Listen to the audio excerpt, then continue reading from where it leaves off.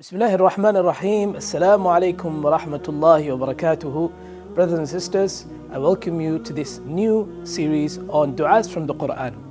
Our intention is to explore du'as from the Quran made by prophets, du'as which have been relayed to us so that we can adopt these du'as into our lives. We will be exploring the meaning of these du'as, we will try and memorize these du'as, and we will also be answering questions which go through our minds when it comes to du'as, such as, when is Allah subhanahu wa ta'ala gonna ever answer my du'a? I've been making the same du'a for the past 10 years. Other questions like, how can I make du'a a means of getting what I want? All of these are important questions and they're there somewhere in our minds, and inshallah we will be answering them through the course of these videos.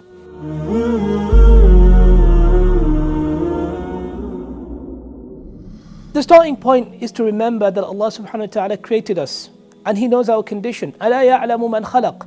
Does Allah not know the one who He has created? وَهُوَ اللَّطِيفُ الْخَبِيرُ. Allah is the most subtle and He is the most informed. So when we make dua, we should make dua and we should have certainty that Allah subhanahu wa ta'ala is fully aware of our condition. So why make dua? We make dua because it is worship in and of itself. It's worship in and of itself because when you stand in front of Allah, you feel the need and dependency on Allah subhanahu wa ta'ala. It may be that you go through the limbs of salah, or it may be that you do other acts of worship half-heartedly. But when it comes to dua and you realize that it's your interest at stake, you put your full sincerity into it. Hence the Prophet ﷺ said, "Ad-du'a'u huwa al-ibadah," or "Ad-du'a'u mukhu al-ibadah." Dua in and of itself is ibadah. A great scholar said that, how is it that I lose my confidence and my certainty in Allah subhanahu wa ta'ala when Allah subhanahu wa ta'ala عرفني قبل أن أعرفه. Allah knew me before I got to know Him. أحبني قبل أن أحبه. And He loved me before I loved Him. And then He went on to say that وذكرني قبل أن أذكره. How can I lose my hope in Allah subhanahu wa ta'ala when Allah, He mentioned me and remembered me before I even got to mention Him and remember Him. وأنه سعى إلي قبل أن أسعى إليه. And Allah came to me before I even came to Him. That's the attitude that we need when we make dua to Allah subhanahu wa ta'ala. Inshallah, in this video, I just want to give some introductory remarks about dua, about observing some of the etiquettes of dua, and how we can make dua a daily habit. And how actually making dua is not so taxing, and it's not something that you feel you have to go out your way for, but rather it's something you could be doing standing, sitting, as the Prophet ﷺ did. And inshallah, through this dua, you will see changes coming into your life. The Prophet ﷺ said, "Ud'u Allah wa anta muqinun bil ijabah."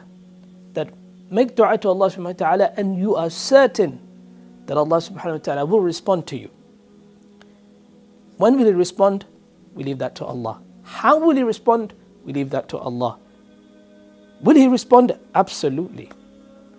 You know, from what I hear from a lot of brothers, they say that, Wallahi, I was going through this problem and I made dua and immediately I had the solution was in front of my eyes. And one of the poets, he says, وَرُبَّ فَتَى ضَاقَتْ عَلَيْهِ أَمْرٌ. That it may be that someone is going through a distressful moment and he makes dua to Allah subhanahu wa ta'ala, وَأَصَابَ لَهُ فِي دَعْوَةِ اللَّهِ مَخْرَجًا. That as soon as he made dua to Allah subhanahu wa ta'ala,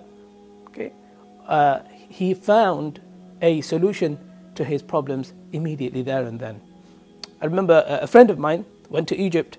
He just got married and he went for his honeymoon, and he somehow manages to lose his wedding ring in the middle of the desert, near the pyramids. Now, what does he do? Now, a Bedouin came up to him, one of the people over there, and they said, "Listen, you need to make a dua." Where was this dua taken from? It was inspired from the Quranic dua, in which Allah subhanahu wa ta'ala tells us, أعوذ بالله من الشيطان الرجيم ربنا إنك جامع الناس ليوم لا ريب فيه. That our Master, You are the gatherer of people. You're going to gather everybody on Yawm al-Qiyamah, on the day in which there is no doubt.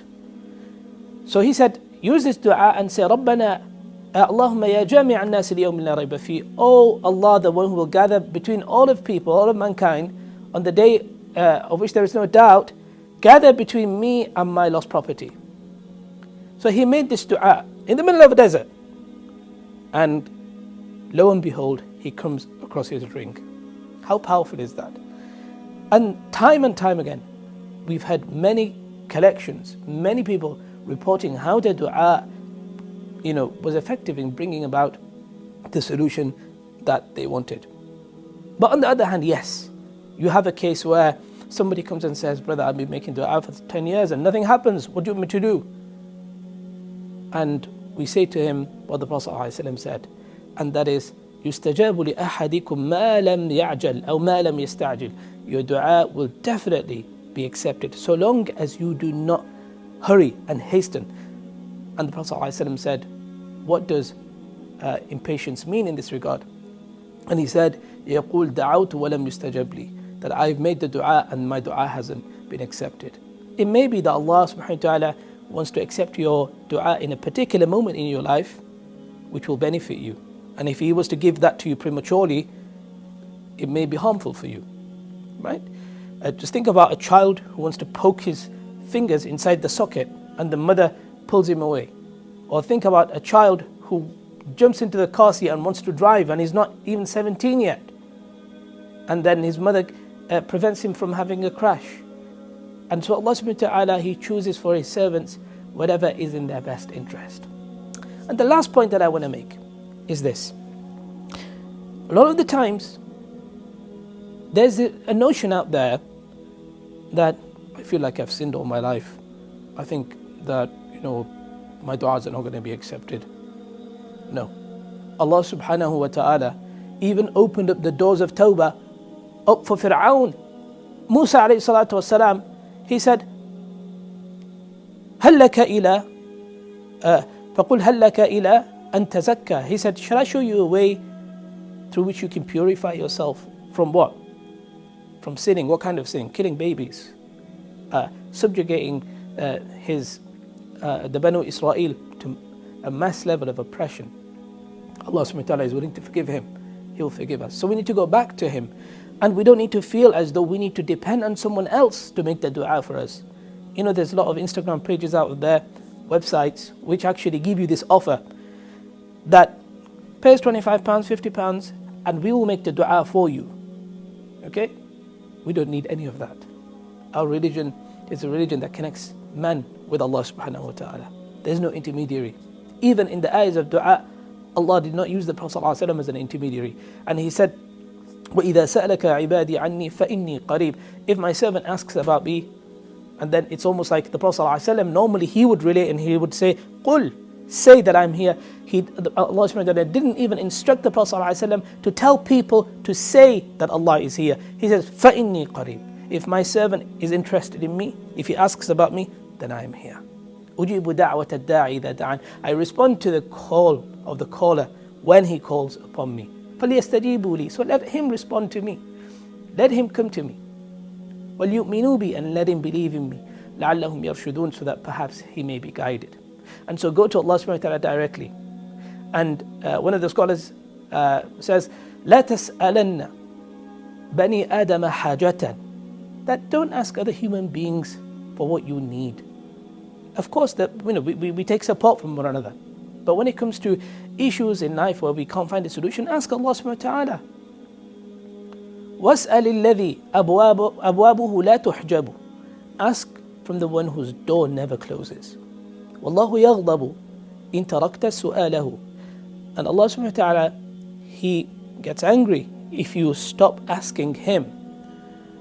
وَبَنُو آدَمْ حِينَ يُسْأَلُ يَغْضَبُ. As for a human being, the more you ask him, or when you ask him, the more angry he gets, the more frustrated he gets. Imagine asking your sister, can I borrow your dress? Or your brother, can I borrow your car? Like once or twice is okay, but the more you start asking, the more annoying it gets, right?